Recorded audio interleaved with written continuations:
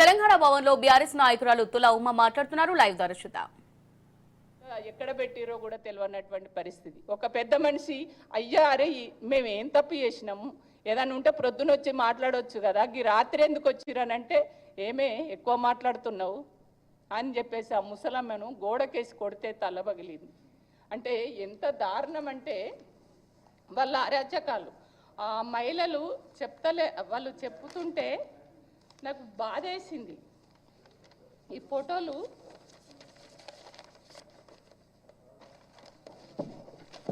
ఇట్లా చూస్తే ఎంత ఈమెను ఈ పెద్ద మనిషి పండు పెద్ద ముసల ఆమెను రాత్రి పోయి గోడకేసి కొట్టిరు, తల పగిలింది.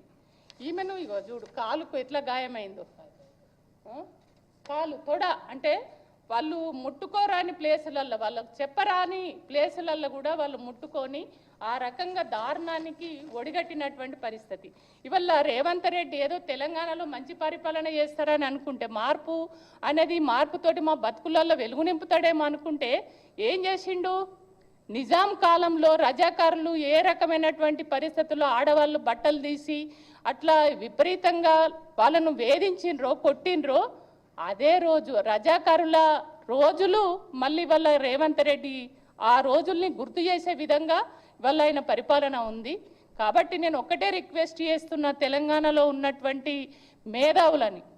మేధావులు అదేవిధంగా వివిధ సంఘాలలో ఉన్నటువంటి సంఘాల నాయకులు, అదేవిధంగా చాలామంది వల్ల ఎర్ర జెండా పార్టీ వాళ్ళు కూడా ఎక్కడ సమస్య ఉంటే అక్కడ ఉరికొస్తారు.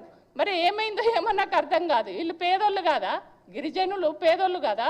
వాళ్ళ భూములు పోతుంటే, వాళ్ళ ఇల్లులు పోతుంటే వాళ్ళు రోడ్ల మీదకి వచ్చి మొత్తుకు, అయ్యా మేము కష్టపడ్డామయ్యా, నా భూములు పోతున్నాయి, నా భూముల్ని కాపాడండి, మా భూములు గుంజుకోకూర్రి అని ఇంత గొంతెత్తి గొంతు వింపి మాట్లాడుతుంటే వీళ్ళు ఎక్కడ పోయారేమో, ఎవరు కూడా నోరు విప్పుతలేరు.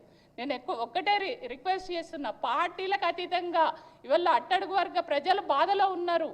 లగిచర్లకు గుర్తుకొస్తే నిజంగా ఈ రాహుల్ గాంధీ కూడా నేను ఒకటి అడుగుతున్నా. రాహుల్ గాంధీ అనేటువంటి వ్యక్తి కాంగ్రెస్ పార్టీ అధినేత కదా, ఆయన మణిపూర్ కానీ గుజరాత్ కానీ ఎక్కడ ఇట్లాంటి మహిళలపైన దాడులు జరిగితే ఉరుకుతాడు. మరి ఇక్కడ గిరిజన మహిళల పైన ఇంత దారుణానికి ఓడగట్టి ఈ రకంగా ఆయన ప్రభుత్వములు ఇట్లా జరుగుతుంటే మరి ఆయన ఎక్కడ జాగున్నాడు? అక్కడ బాగా ఓహో ఆహా అని మొత్తుకుంటాడు రాహుల్ గాంధీ. మరి తెలంగాణలో ఇంత దారుణానికి ఓడిగట్టిండు కదా మీ రాష్ట్ర ముఖ్యమంత్రి. మరి ఏం చేస్తున్నావు? ఇక్కడ ఎందుకు వస్తలేవు? ఇక్కడ ఎందుకు ప్రశ్నిస్తలేవు?